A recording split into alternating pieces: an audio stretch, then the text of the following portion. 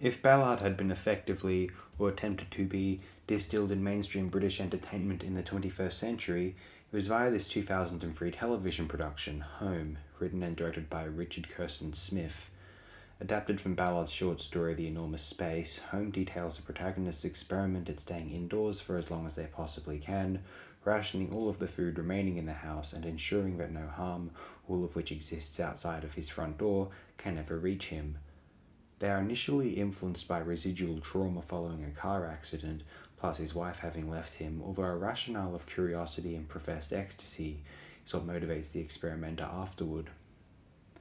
Chronicled via a series of home camera video diaries, Home delivers J.G. Ballard's suburbia via its television descendants, the works of Chris Morris. One might be equally reminded of an extended, perhaps more serious, however, Jam or Blue Jam sketch, whether it is a sharing of aesthetics or a more conscious effort to place Ballard within a more recognised mode of subversive, disorienting television programming. Holmes' kinship with the Morris, Iannucci, Wright school is quite palpable and apt, illuminating an obvious debt that era owed to Ballard's works. Home is one of the most powerful results of this particularly adventurous era in British television production. Home unravels the a priori assumptions and psychological crutches which fortify our civilized stability. A scene wherein our protagonist begins his disconnection of the outside environment via burning his personal legal documentation, driver's license, bank details, official identification, and all of his money. One squirms as though they were watching a figure whose skin was being peeled off slowly.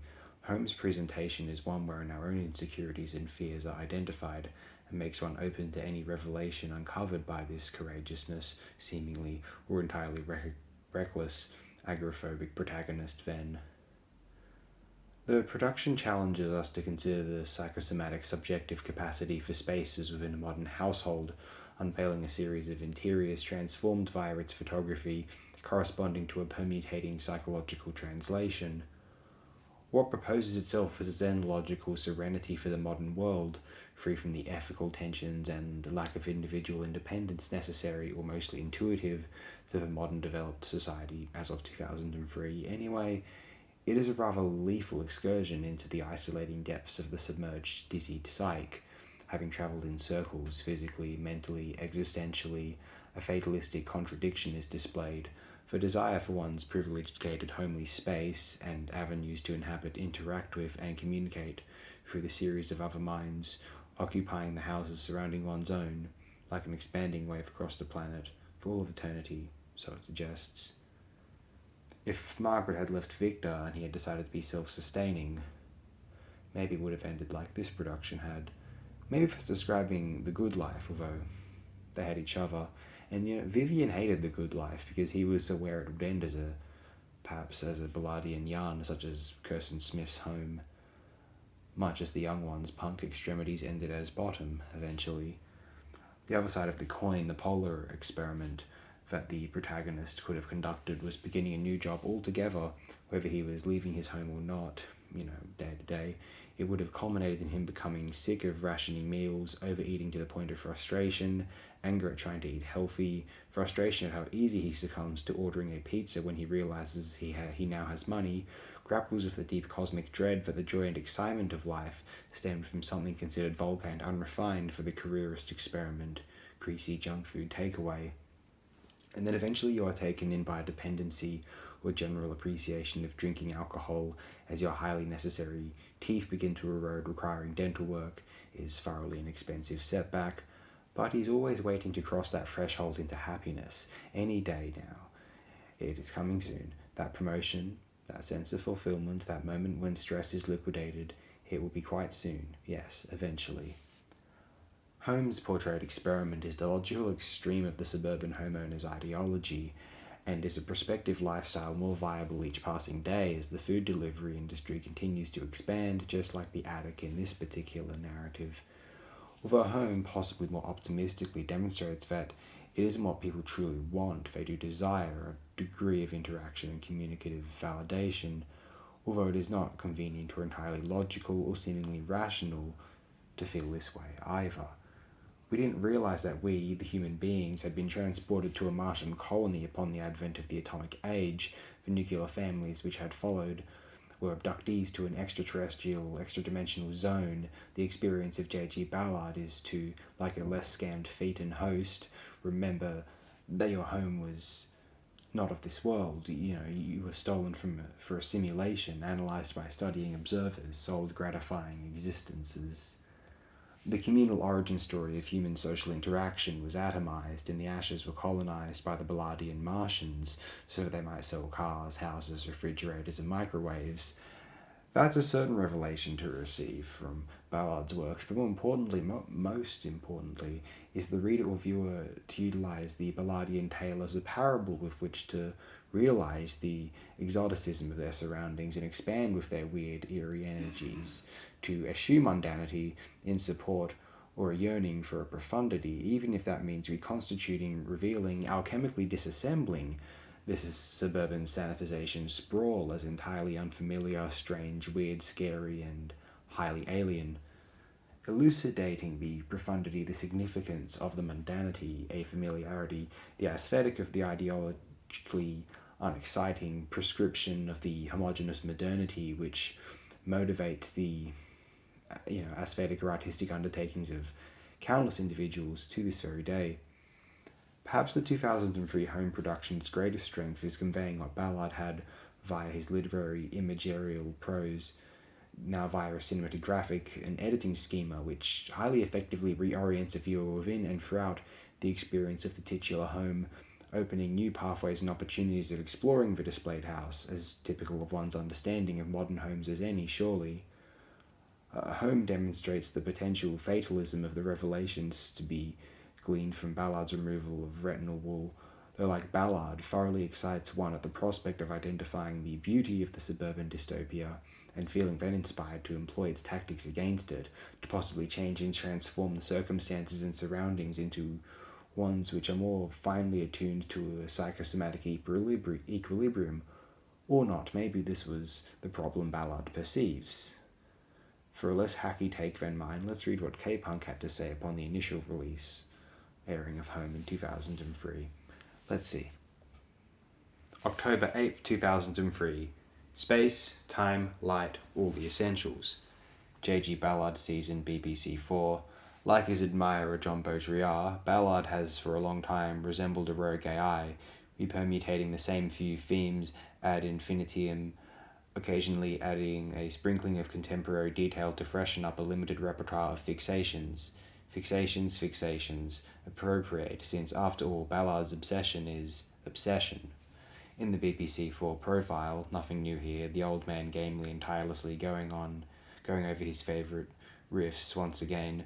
Ballard repeated one of his familiar but still powerfully sobering observations. People often comment on how extreme his early life was, Ballard said, yet far from being extreme, that early life, beset by hunger, fear, war, and the constant threat of death, is the default condition for most human beings on the planet, now and in every previous century. It is the comfortable life of the Western suburbanite, which is in every way the planetary exception. Thus Home, BBC 4's brilliant adaptation of Ballard's short story The Enormous Space. Home is the kind of thing the BBC used to excel at. Drama that was genuinely, unsettlingly weird without being insufferably, unwatchably experimental. Not that Home has much hope of appealing to popular taste stuck away on BBC 4, of course, a sign of the times. Home revealed itself to be a perverse cousin of the suburban dropout situation comedy The Good Life or The Fall and Rise of Reginald Perrin, spliced with Polanski's Repulsion. No surprise to see director Richard Curtin Smith name-checking Polanski as an influence. Anthony Sher was superbly, charmingly unhinged as Gerald Valentine, an accident victim who, instead of returning to work after his convalescence, decides to embark upon an experiment. Decides is no doubt too active a word. In every respect, the typical Ballard character, Jerry discovers rather than initiates, finds himself drawn into a logic that he is compelled to investigate. Many ways of faithful Freudian, Ballard has no doubt that obsession always has/is a logic. The experiment, it turns out, has a simple premise. Jerry will stay indoors indefinitely, living off the supplies of his well-stocked larder and freezer until what? Well, that is what the experiment will establish. Can he survive by using his front door as a weapon? What unfolds is the descent into the maelstrom Ballard has explored since High Rise and Concrete Island, a quest to the outer edges of the human that follows a well-defined sequence whose stages can be readily enumerated. A letting go of the old identity. This is given up easily. Ballard's twist on the disaster novel as far back as The Drowned World lay in the readiness of his characters to embrace rather than resist the new conditions which catastrophe had visited upon them. Ever since High Rise, Ballard has seen characters going one step further, actually initiating disaster as a revolt, not so much against conformity as against air-conditioned comfort. Here, Jerry burns all his correspondence, his photographs, then his birth certificate, and, in the most sacrilegious act of all, which made mortified my Protestant soul, his money. The loosening of the hold of civilization. Bataille phrase. Ballard is endlessly rewriting civilization and its discontents, and his fictions are attempts to imagine a libidinal utopia in which the payoff between survival and repression, spelled out by Freud's mordant pessimism, is somehow circumvented. The return to savagery, even the experiencing of raw hunger pangs, are eagerly savoured opportunities to relax civilization's impulse control and neutralizing of affect. In Home, when Jerry's conventional food supplies are running low, he turns first to the flowers in his garden and then to his neighbour's pets. The scene in which Jerry's neighbour questions him, in that middle-class ever so slightly insinuating way, about the disappearance of his dog Mr. Fred and his wife's cat, is a masterpiece of grisly comedy. Perhaps they've eloped, shared Gibbers, by then constantly on the edge of all but ineligible hysteria. Laughter, a strange snorting, sniffling chortle that he can barely contain. It is that laughter which signals, more than anything else, that Gerald has left polite society, never to return. The exploration of the transcendental beyond, Kant/Blake phase. I mean transcendental in a strict Kantian sense, of course. Ballard likes to refer to this as his exploration of inner space, but I've always found this to be a profoundly misleading description, much more than astronauts floating in empirical space. It is the outer which Ballard's suburban cosmonauts investigate, where they confront is time and space themselves as preconditions of all perceptions and experiences, and what their explorations open up is an intensive zone beyond, outside, standard perceptual thresholds. Hence Home becomes an aberrant version of the incredible Shrinking Man. Cut off from the world beyond his door, I refuse to call it the outside world, Jerry's sense of space massively expands. The rooms are getting bigger. The attic becomes an Antarctic white world of blank, freezer-burning vastness. The eruption of the transcendental outside into the empirical interior of the house, now a very cosmos, teeming of texture and previously unsuspected detail. I feel like an explorer, or an astronaut. Curson Smith's use of the video diary format gave the film a queasy intimacy and a suitably unheimlich relation to pop TV now, something underscored by Jerry's sign-off remarks about undertaking the ultimate home makeover. Yes, that's one way to make the most of your space. The man whose head expanded. Are you on drugs, Gerald? And self-denial, starving, the withdrawal from company, it's all very topical. I wonder, I hope, something Gerald-like is going on in David Blaine's head right now. We'll conclude it here. Thank you again, everyone. I appreciate it very immensely.